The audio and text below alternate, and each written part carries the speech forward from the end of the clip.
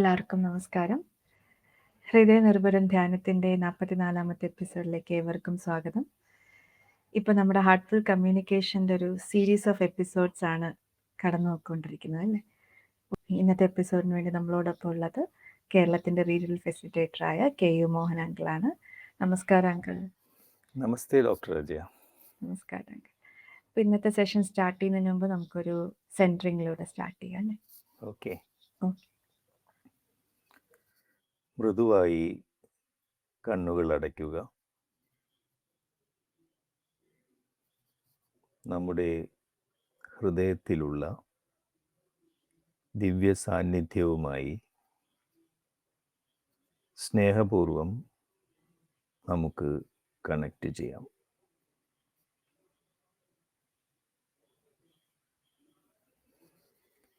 ഇനി ഈ ഒത്തുചേരലിൽ പങ്കെടുക്കുന്ന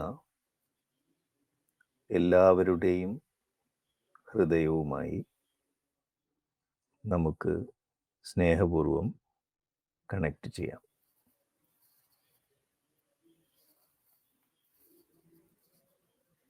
പരസ്പരം കണക്റ്റ് ചെയ്തിരിക്കുന്ന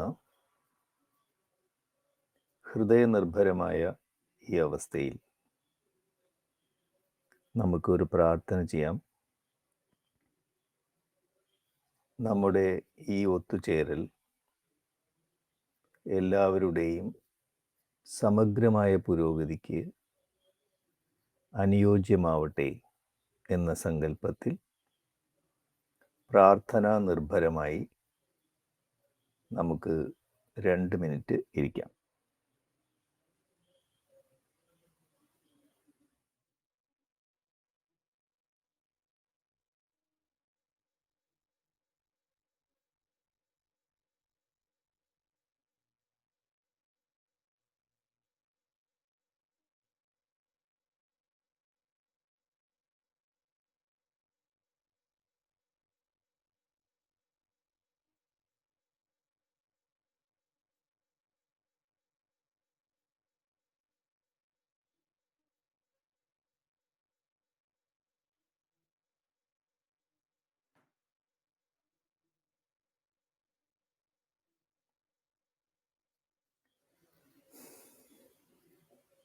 ഓക്കെ. ഓക്കെ. അപ്പോൾ കഴിഞ്ഞ എപ്പിസോഡിൽ നമ്മൾ ഡിസ്കസ് ചെയ്തത് ആഴത്തിലുള്ള ലിസണിങ്, ഡീപ്പ് ലിസണിങ്ങിനെ കുറിച്ചായിരുന്നു. അപ്പം അങ്കിൾ അതിനെക്കുറിച്ച് വളരെ ഡീപ്പായിട്ട് ഡിസ്കസ് ചെയ്യുണ്ടായി. എങ്ങനെയാണ് നമുക്ക് ആഴത്തിൽ ലിസൺ ചെയ്യാൻ പറ്റുന്നത് എന്നുള്ളതിനെക്കുറിച്ച്. ഇന്നത്തെ ഒരു ചോദ്യം എന്ന് പറയുന്നത്, എന്താണ് എംപത്തറ്റിക് ലിസണിങ്? എങ്ങനെ നമുക്ക് എമ്പതയോടുകൂടി ലിസൺ ചെയ്യാം, ശ്രദ്ധിക്കാം? അതുപോലെ തന്നെ എന്താണ് അത് ഹാർട്ട്ഫുൾ കമ്മ്യൂണിക്കേഷനിൽ അതിൻ്റെ ഒരു സിഗ്നിഫിക്കൻസ്, അതിൻ്റെ ഒരു പ്രാധാന്യം എന്നുള്ളതാണ്. എന്താണ് അങ്കിളിന് അതിനെക്കുറിച്ച് പറയാനുള്ളത്? വെൽ, നമ്മൾ കഴിഞ്ഞ 2 എപ്പിസോഡുകളിൽ ആഴത്തിലുള്ള ശ്രവണം, പിന്നെ ഹൃദയംഗവുമായ ആശയവിനിമയത്തെ തടസ്സപ്പെടുത്തുന്ന സർക്യൂട്ട് ബ്രേക്കർ, ഇതിനെക്കുറിച്ചാണ് നമ്മൾ കഴിഞ്ഞ 2 എപ്പിസോഡിൽ ചർച്ച ചെയ്തത്. അപ്പോൾ ആഴത്തിലുള്ള ശ്രവണം എന്ന് പറയുന്നത് നിരന്തര സ്മരണയാണ്, സാക്ഷിഭാവമാണ്, സ്നേഹഭാവമാണ്, ആ സാന്നിധ്യമാണ്. ആ സാന്നിധ്യത്തിൽ നമ്മുടെ സംവേദനക്ഷമത വളരെ ഉയർന്ന നിലവാരത്തിലാണ്. അപ്പോൾ ആ ഉന്നതമായ സംവേദനക്ഷമതയുള്ള ആ അവസ്ഥയിൽ മറ്റുള്ളവരുടെ ഹൃദയത്തിൻ്റെ താളം നമുക്ക് ഗ്രഹിക്കാൻ എളുപ്പമാണ്. അപ്പോൾ നമ്മുടെ ആശയവിനിമയം കൂടുതൽ ഹൃദയംഗവുമാകുന്നു. ഇനി ആഴത്തിലുള്ള ശ്രവണം, അതിന് നമ്മൾ സ്നേഹത്തിൻ്റെ ഒരു പരിവേഷം കൂടി കൊടുക്കുകയാണെങ്കിൽ അതിനെയാണ് നമ്മൾ എംപതി, സഹാനുഭൂതി അല്ലെങ്കിൽ അനുകമ്പ എന്ന് പറയുന്നത്. നമ്മളൊരു ചെറിയ ഗുഡ് മോർണിംഗ് എന്നുള്ളൊരു വാക്ക് പറയുകയാണെങ്കിൽ പോലും നമ്മൾ ആ ഹൃദയത്തിൻ്റെ ഫീലിങ്ങോടുകൂടി ആരോടാണോ പറയുന്നത് ആളുടെ കണ്ണുകളിലേക്ക് നോക്കി ഒരു പുഞ്ചിരിയോടുകൂടി ഗുഡ് മോർണിംഗ് എന്ന് പറയണം.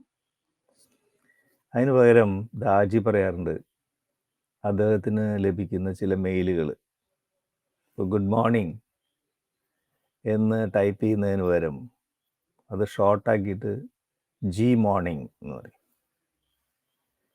അതുപോലെ വേറെ ചിലതിൽ ഡിയർ ദാജി എന്നുള്ളതിന് DAAJI എന്നല്ലേ ദാജി എന്നുള്ളതിന്.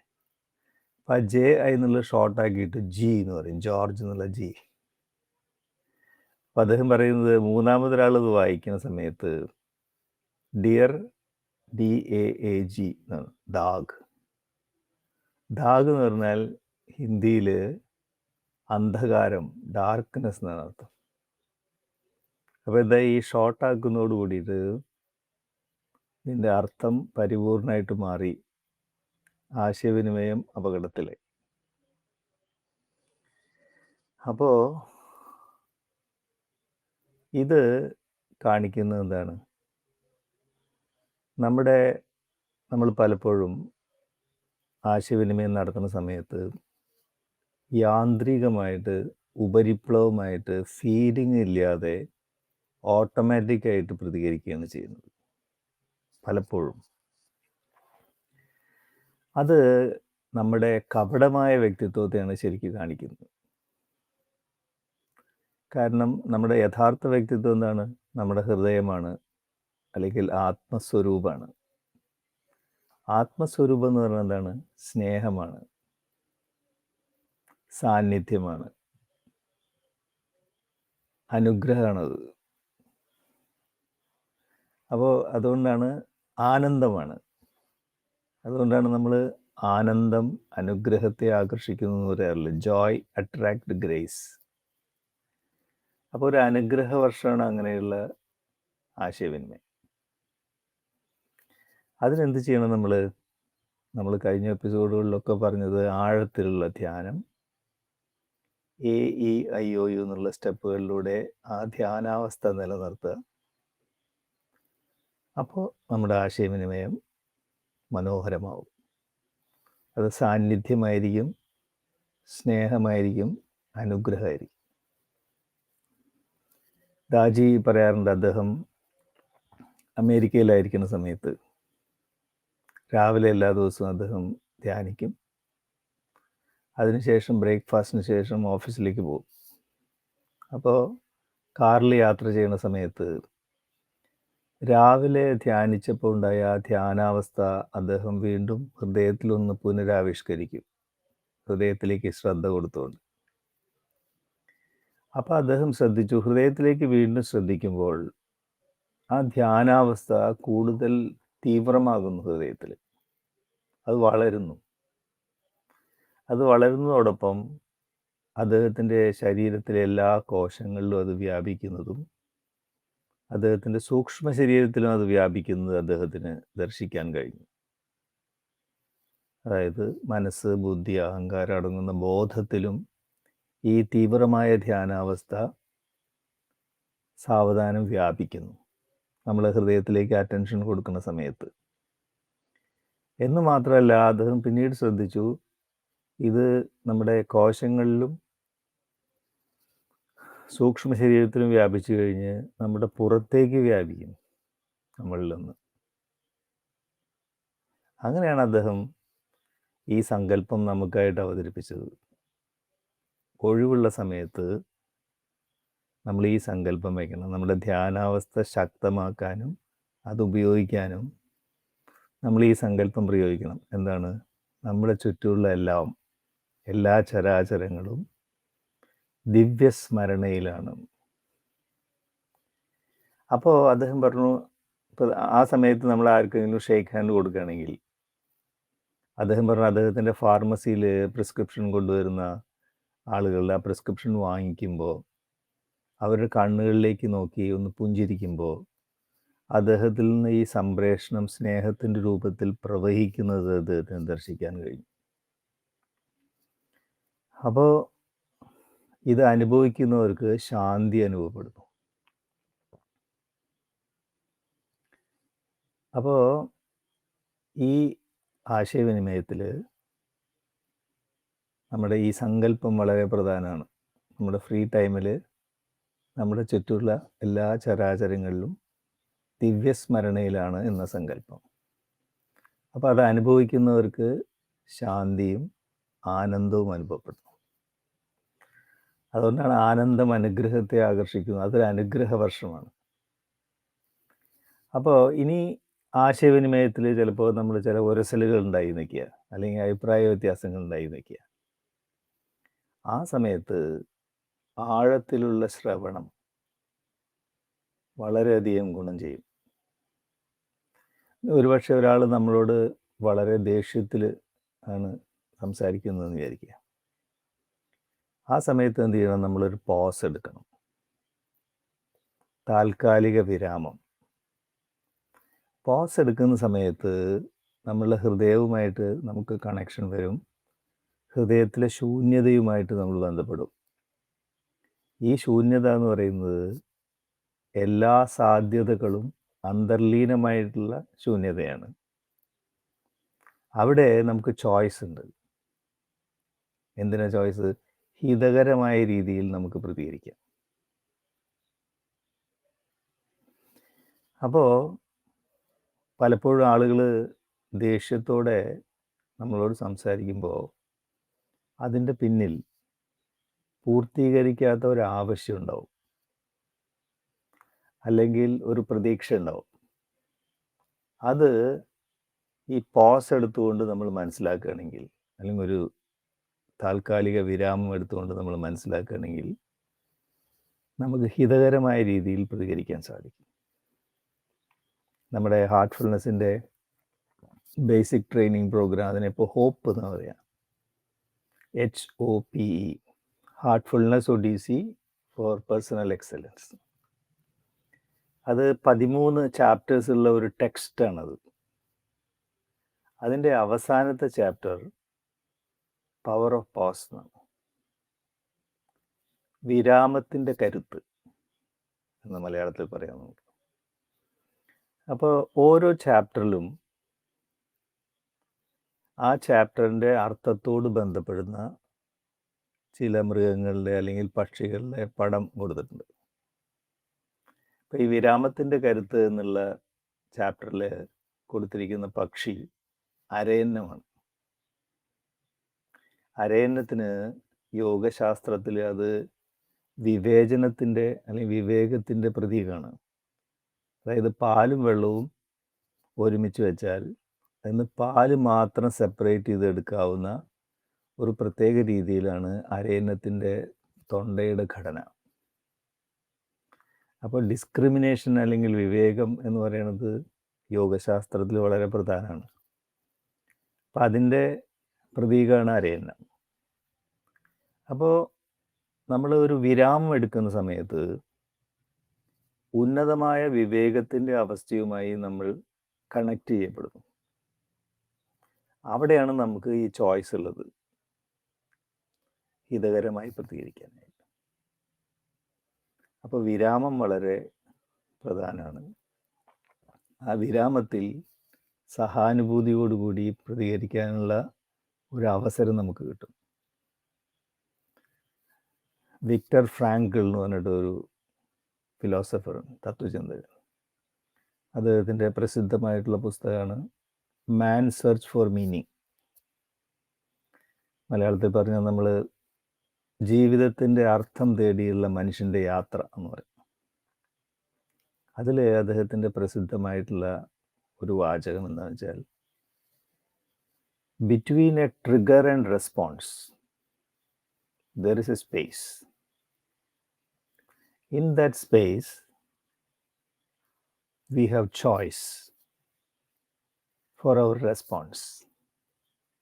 In that choice lies our freedom and evolution. അതായത് നമ്മുടെ പുറത്തുനിന്ന് നമുക്ക് ഒരു വെല്ലുവിളി വരുന്നു, അല്ലെങ്കിൽ ഒരു ഉത്തേജനം വരുന്നു, അതിന് നമുക്ക് പ്രതികരിക്കേണ്ടതുണ്ട്. അപ്പോൾ ഈ ഉത്തേജനത്തിനും പ്രതികരണത്തിനും ഇടയ്ക്ക് ഒരു സ്പേസ് ഉണ്ട്, ഒരു ശൂന്യത. ആ ശൂന്യതയിൽ നമുക്ക് ചോയ്സ് ഉണ്ട് ഹിതകരമായ രീതിയിൽ പ്രതികരിക്കാൻ. ആ ചോയ്സിലാണ് നമ്മുടെ പരിണാമവും സ്വാതന്ത്ര്യവും എന്നാണ് അദ്ദേഹം പറയുന്നത്. എത്ര അർത്ഥവത്തായിട്ടുള്ള സ്റ്റേറ്റ്മെൻ്റ് ആണെന്ന് നോക്കൂ. അപ്പോൾ നമുക്ക് സംഭവങ്ങളെയോ സാഹചര്യങ്ങളെയോ മാറ്റാൻ സാധ്യമല്ല, പക്ഷേ നമ്മളുടെ പ്രതികരണത്തെ മാറ്റാം. കാരണം സംഭവങ്ങളും സാഹചര്യങ്ങളും നമ്മുടെ പുറത്താണ്, പ്രതികരണം നമ്മുടെ ഉള്ളിലാണ്. അതിനുള്ള സ്വാതന്ത്ര്യം നമുക്കുണ്ട്. അതിന് ഈ പോസ് അല്ലെങ്കിൽ താൽക്കാലിക വിരാമം അനിവാര്യമാണ്. നമ്മൾ ഹാർട്ട്ഫുൾ കമ്മ്യൂണിക്കേഷനിൽ പറയും, instead of becoming furious B curious. അതായത് ഒരാൾ ദേഷ്യപ്പെട്ട് നമ്മളോട് പ്രതികരിക്കുകയാണെങ്കിൽ നമ്മൾ ദേഷ്യത്തോടെ തിരിച്ച് പ്രതികരിക്കുന്നതിന് പകരം ഒരു ജിജ്ഞാസു ആവുക.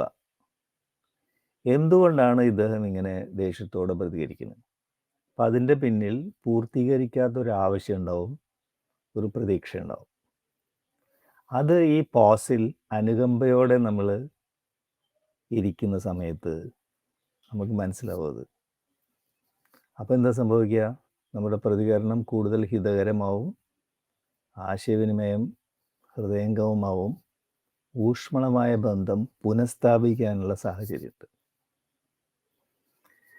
അപ്പോൾ നമ്മുടെ ഒരു ഹാർട്ട്ഫുൾനെസ് ട്രെയിനർ പറഞ്ഞ അദ്ദേഹത്തിൻ്റെ ഒരു ജീവിതത്തിൽ സംഭവിച്ച ഒരു കാര്യം പറഞ്ഞു. അത് ഒരു കമ്പനിയുടെ ഓണറും കൂടിയാണ്, കമ്പനിയുടെ ഡയറക്ടറാണ് അദ്ദേഹം, ഹാർട്ട്ഫുൾനെസ് ട്രെയിനറുമാണ്.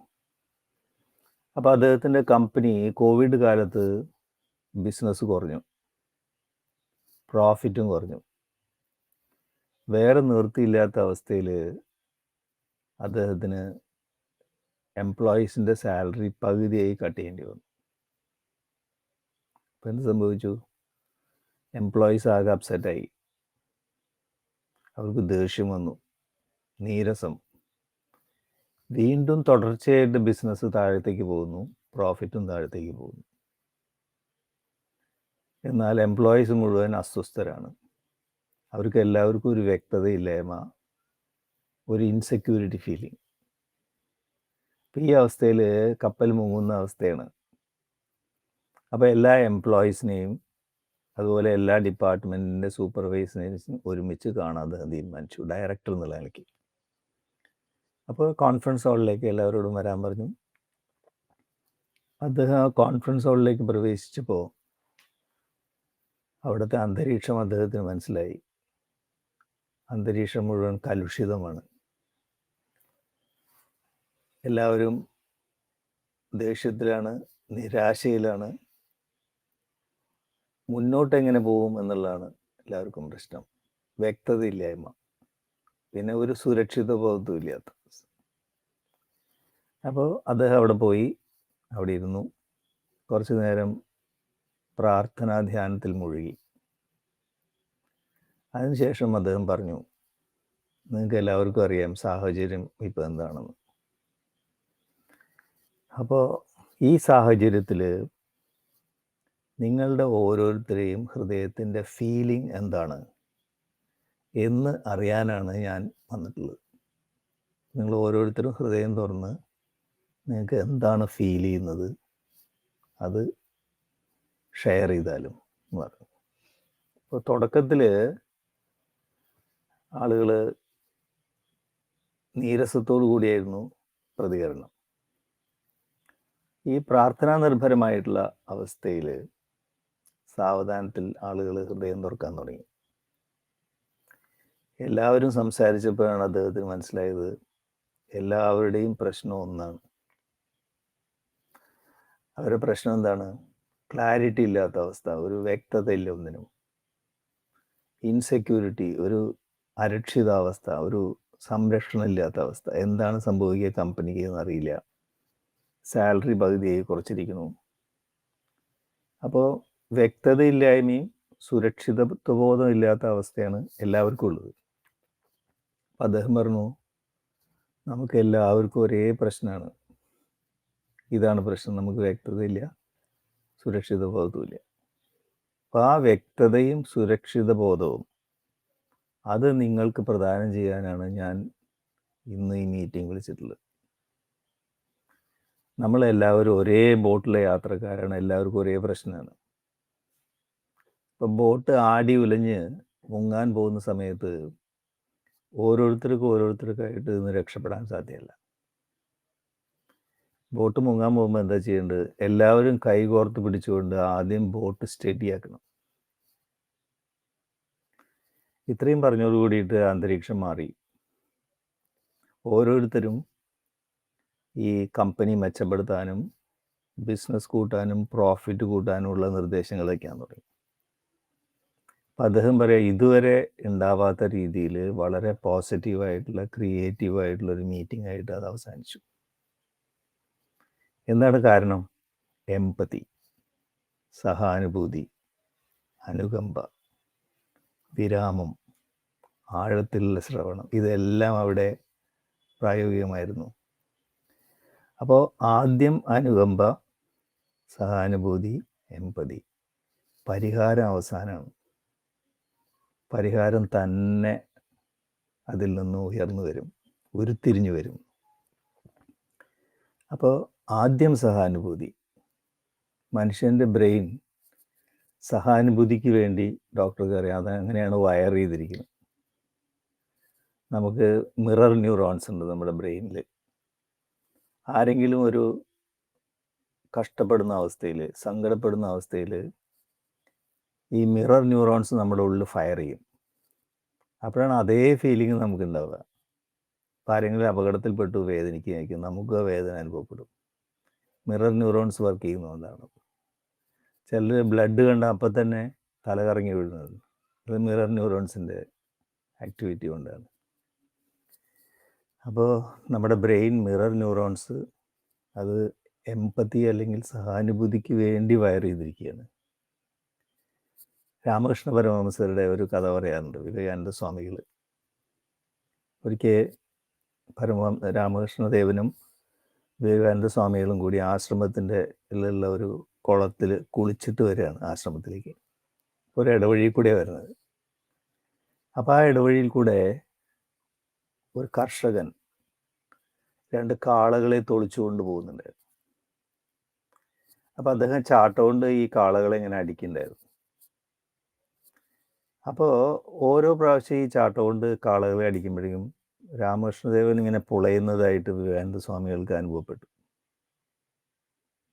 അത് കഴിഞ്ഞ് ആശ്രമത്തിലെത്തി അദ്ദേഹത്തിൻ്റെ മേൽമുണ്ട് ഉണക്കാനിട്ടപ്പോൾ പുറത്ത് ഈ ചാട്ട കൊണ്ട് അടികൊണ്ട പാടുകൾ വിവേകാനന്ദ സ്വാമികൾ കണ്ടു.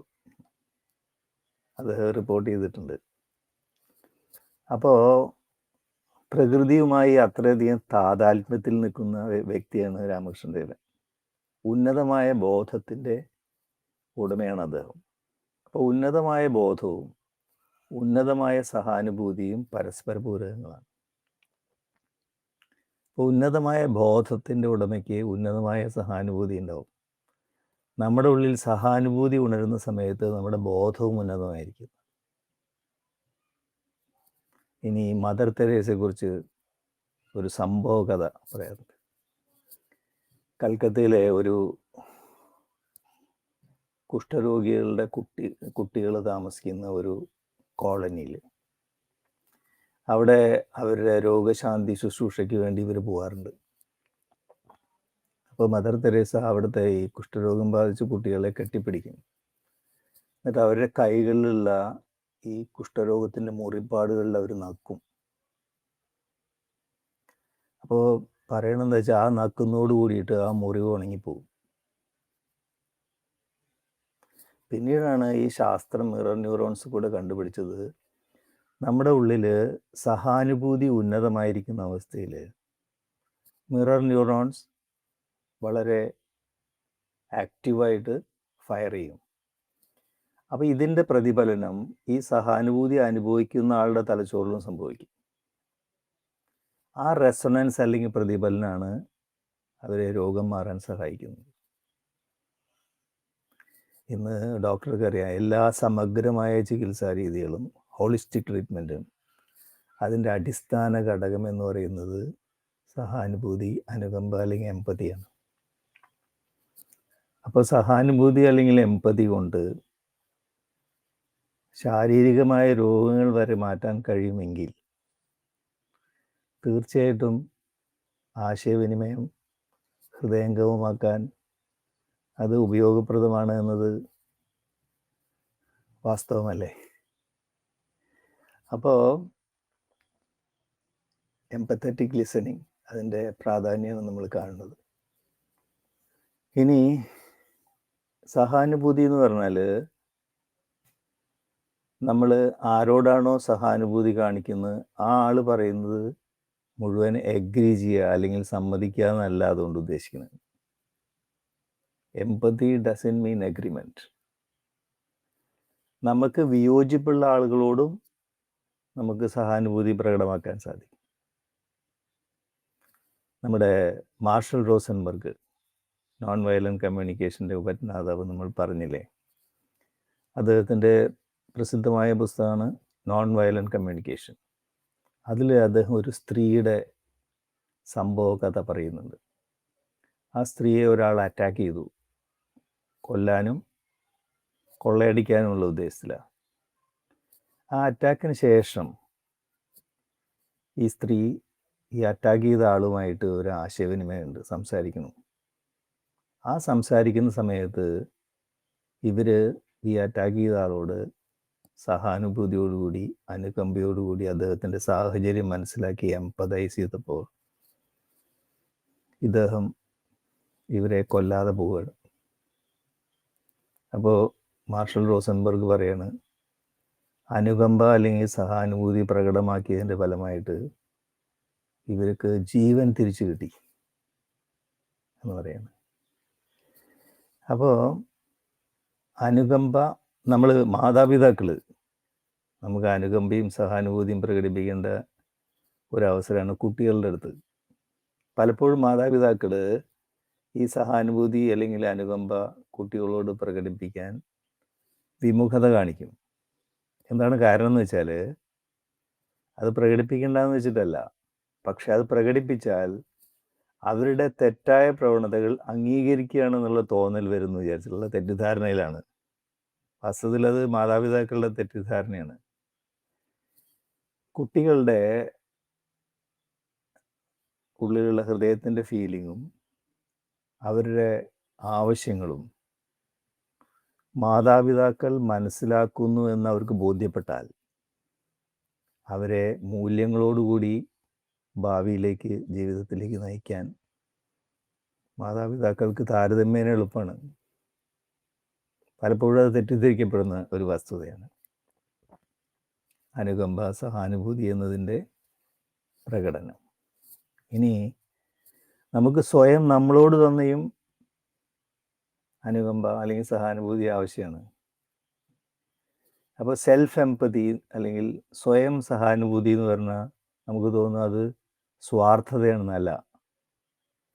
ആന്തരികമായിട്ട് നമ്മുടെ ആവശ്യങ്ങളും നമ്മുടെ ഫീലിങ്ങിനെയും നമ്മൾ അനുഗമിക്കേണ്ടതുണ്ട്.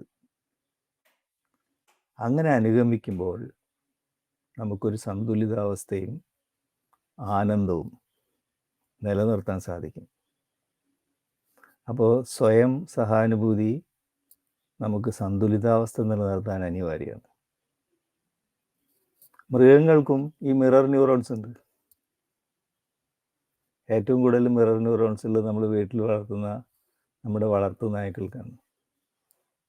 അതിനും സഹാനുഭൂതി അനുകമ്പ പ്രകടിപ്പിക്കാനുള്ള കഴിവുണ്ട്. ഉദാഹരണത്തിന് അതിൻ്റെ ഉടമസ്ഥൻ അസ്വസ്ഥനായിട്ടിരിക്കുക നിൽക്കുക, ഈ വളർത്തുനായി എന്താ ചെയ്യുക, അത് ആ ഉടമസ്ഥൻ്റെ അടുത്ത് വന്ന് കാൽക്കൽ അങ്ങനെ മുട്ടിയുരുമി അവിടെ തന്നെ കിടക്കും. അത് പുറത്തേക്ക് പോകണമെന്ന് ആവശ്യപ്പെടില്ല, അത് അവിടെ തന്നെ ഉണ്ടാവും. ഞാൻ ഈയിടെ ഒരു യൂട്യൂബ് വീഡിയോയിൽ കണ്ടു, ഒരു കുട്ടി വളരെ കരഞ്ഞ് വല്ലാണ്ട് അസ്വസ്ഥനായിട്ടിരിക്കുക. അപ്പോൾ അത് കേട്ട് അതിൻ്റെ വളർത്തുനായ അതിൻ്റെ അടുത്ത് വരും. അതിനൊരു പെറ്റ് ഡോഗ് ഉണ്ട്, അതിൻ്റെ അടുത്ത് വരും. ആദ്യം ഇത് അതിൻ്റെ തലയെടുത്ത് ഈ കുട്ടിയുടെ തോളത്ത് വയ്ക്കും, നമ്മൾ ആശ്വസിപ്പിക്കാൻ വേണ്ടി ചെയ്യുന്ന പോലെ. എന്നിട്ടും കുട്ടി കരച്ചിൽ നിർത്തുന്നില്ല. അപ്പോൾ എന്ത് ചെയ്യണമെന്ന് വെച്ചാൽ ഇതിൻ്റെ മുന്നിലെ കാലെടുത്തിട്ട് തോളത്ത് വെച്ചു. നമ്മൾ തോളിൽ തട്ടി ആശ്വസിപ്പിക്കുന്ന പോലെ. സാധാരണ ആളുകൾ തോളിൽ തട്ടി ആശ്വസിപ്പിക്കുന്ന പോലത്തെ ഒരു ചിത്രം യൂട്യൂബ് വീഡിയോ ഉണ്ട്. അപ്പോൾ മൃഗങ്ങൾക്കും സഹാനുഭൂതി പ്രകടിപ്പിക്കാനുള്ള കഴിവുണ്ട്. അതിൻ്റെ പ്രകടമായ ഉദാഹരണമാണ് മനുഷ്യൻ എന്ന് പറയും. അപ്പോൾ ആഴത്തിലുള്ള ശ്രവണം, സഹാനുഭൂതി, പവർ ഓഫ് പോസ് അല്ലെങ്കിൽ താൽക്കാലിക വിരാമം, ഇതെല്ലാം ആശയവിനിമയത്തെ ഹൃദയംഗമമാക്കുന്നു. ഇനി നമുക്ക് എല്ലാ ആഴ്ചയിലും ദാജി നമ്മളോട് ഒരു പരിശീലനം നിർദ്ദേശിക്കാറുണ്ടല്ലോ. അപ്പോൾ ഈ ആഴ്ചയിലെ പരിശീലനം എന്താണെന്ന് വെച്ചാൽ, നമുക്കറിയാം നമ്മൾ ആശയവിനിമയം നടത്തുന്ന സമയത്ത് അനുകമ്പയോടുകൂടി ആഴത്തിലുള്ള ശ്രവണം പരിശീലിക്കുക. ഓരോ തവണ ആശയവിനിമയം നടത്തുമ്പോൾ നമുക്ക് ദേഷ്യം വന്നിരിക്കുക, അല്ലെങ്കിൽ ദേഷ്യത്തോടെ മറ്റാരെങ്കിലും നമ്മളോട് പ്രതികരിക്കുകയാണെങ്കിൽ താൽക്കാലിക വിരാമം, പോസ് എടുക്കുക. ആ പോസിൽ ഹിതകരമായി പ്രതികരിക്കാനുള്ള ചോയ്സ് ഉണ്ട് നമുക്ക്, അത് പരിശീലിക്കുക. മറ്റൊന്ന്, ഒഴിവ് സമയങ്ങളിൽ ദാജി നമുക്ക് തന്ന നിർദ്ദേശം, നമ്മൾ രാവിലെ നമ്മുടെ ഹൃദയത്തിലുണ്ടായ ധ്യാനാവസ്ഥ വികസിപ്പിക്കുവാനും ഉപയോഗിക്കാനുമായിട്ട് ഈ സങ്കല്പം ഫ്രീ ടൈമിൽ നമ്മുടെ ചുറ്റുമുള്ള എല്ലാ ചരാചരങ്ങളും ദിവ്യസ്മരണയിലാണ് എന്ന സങ്കല്പം പ്രയോഗിക്കുക. ഇതാണ് ഈ ആഴ്ചത്തെ പരിശീലനം. Thank you. നമസ്കാരം. Thank you so much uncle. ഒരു കേൾക്കുമ്പോൾ തോന്നുന്ന എംപത്തറ്റിക് ലിസണിങ് വളരെ സിമ്പിളായിട്ടുള്ളൊരു ചോദ്യമായിട്ട്, പക്ഷെ അതിലേറെ സിമ്പിളായിട്ട് എങ്ങനെ കൂടുതൽ കണക്ട് ചെയ്ത് മനസ്സിലാക്കാം എന്നുള്ളതിൽ ചെറുകഥകളിലൂടെയും അതുപോലെ സയൻറ്റിഫിക് ആയിട്ടുള്ള മിറർ ന്യൂറോൺസിലൂടെയും എങ്ങനെയാണ് എംപത്തറ്റിക് ലിസണിങ് നമുക്ക് പരിശീലിക്കാൻ പറ്റുന്നതിനെക്കുറിച്ച് വളരെ ഡീറ്റെയിൽഡ് ആയിട്ട് അങ്കിൾ എക്സ്പ്ലെയിൻ ചെയ്യേണ്ടായി. Thank you so much uncle. അതുപോലെ തന്നെ എല്ലാ ആഴ്ചയും നമുക്ക് ഒരു ടാർഗറ്റ് അല്ലെങ്കിൽ ഒരു ടാസ്ക് ഉണ്ടല്ലേ. അപ്പം അതുപോലെ ഇന്നും നമുക്ക് ഈ ഒരു ആഴ്ചയിൽ പ്രാക്ടീസ് ചെയ്യേണ്ട 2 ടാസ്ക്കാണ് പറഞ്ഞിരിക്കുന്നത്. അപ്പോൾ ഒന്നും കൂടെ മിസ് ചെയ്തിട്ടുണ്ടെങ്കിൽ ഒന്നും കൂടെ ആ ഒരു യൂട്യൂബ് സ്ട്രീമിലേക്ക് പോയിട്ട് എന്താണ് ഈ ആഴ്ചത്തെ 2 ടാസ്ക് എന്നൊന്നും കൂടെ ശ്രദ്ധിച്ച് കേൾക്കുക. എന്നിട്ട് നമുക്കത് എല്ലാവർക്കും തന്നെ പ്രാക്ടീസ് ചെയ്യാനായിട്ട് ശ്രമിക്കാം. പ്രയർഫുൾ സജഷൻസ് എങ്ങനെയാണ് നമ്മുടെ ആ ഒരു ഇന്നർ സ്പിരിച്വൽ കണ്ടീഷനെ എക്സ്പാൻഡ് ചെയ്യാൻ സാധിക്കുന്നത് എന്നുള്ളതിനെക്കുറിച്ചും അങ്കിൾ വളരെ മനോഹരമായിട്ട് എക്സ്പ്ലെയിൻ ചെയ്യണ്ടായി. അപ്പോൾ താങ്ക് യു അങ്കിൾ. ഇന്ന് എപ്പോഴത്തെയും പോലെ തന്നെ നമുക്ക് ആദ്യമായിട്ട് ജോയിൻ ചെയ്യുന്നവർക്ക് എന്താണ് ഹാർട്ട്ഫുൾനെസ് മെഡിറ്റേഷൻ എന്നുള്ളത് നമുക്ക് നോക്കാം. അതിനുശേഷം നമ്മളെല്ലാവരും യൂട്യൂബ് ഓഫ്ലൈൻ ആകുമ്പോൾ നമ്മൾ അരമണിക്കൂർ മെഡിറ്റേറ്റ് ചെയ്തിട്ട് യൂണിവേഴ്സൽ പ്രെയറിലേക്ക് കടക്കുന്നു. അപ്പം എന്താണ് മെഡിറ്റേഷൻ? ഹാർട്ട്ഫുൾനെസ് മെഡിറ്റേഷൻ എന്ന് പറയുമ്പോൾ ഹൃദയത്തിൽ ഒരു ദിവ്യപ്രകാശമുണ്ടെന്നും ആ പ്രകാശം നമ്മുടെ ശ്രദ്ധയെ ഉള്ളിലേക്ക് ആകർഷിക്കുന്നതുമായി അനുഭവിക്കുക. ആ പ്രകാശത്തിൻ്റെ ശാന്തിയിലും സ്നേഹത്തിലും ഒഴുകി ഒരല്പനേരം ആ ധ്യാനാവസ്ഥ അങ്ങനെ തുടരാം. എന്തെങ്കിലും ചിന്തകളോ വേവലാതെ എന്തെങ്കിലും നമ്മുടെ മനസ്സിനെ അലട്ടുകയാണെങ്കിൽ വീണ്ടും നമ്മളെ തന്നെ ഒന്ന് റിമൈൻഡ് ചെയ്യുക, നമ്മൾ ധ്യാനിക്കുകയാണ്, നമ്മൾ മെഡിറ്റേറ്റ് ചെയ്യുകയാണെന്ന്. അതിനുശേഷം നമ്മുടെ ഹൃദയത്തിലേക്ക് തന്നെ ശ്രദ്ധ കേന്ദ്രീകരിക്കും, ആ ഹൃദയത്തിലുള്ള ദിവ്യപ്രകാശത്തിലേക്ക്. അങ്ങനെ നമ്മുടെ ധ്യാനാവസ്ഥ തുടരുകയാണ്. അപ്പം നമുക്ക് 9 മണി വരെ ധ്യാനിക്കാം. സത്സംഗം 9 മുതൽ 9:15 വരെ സാർവലൗകിക പ്രാർത്ഥന. ഈ സമയത്ത് നമ്മൾ യൂട്യൂബ് ഡിസ്കണക്ട് ചെയ്യാണ്. Thank you. നമസ്കാരം. നമസ്കാരം. Thank U.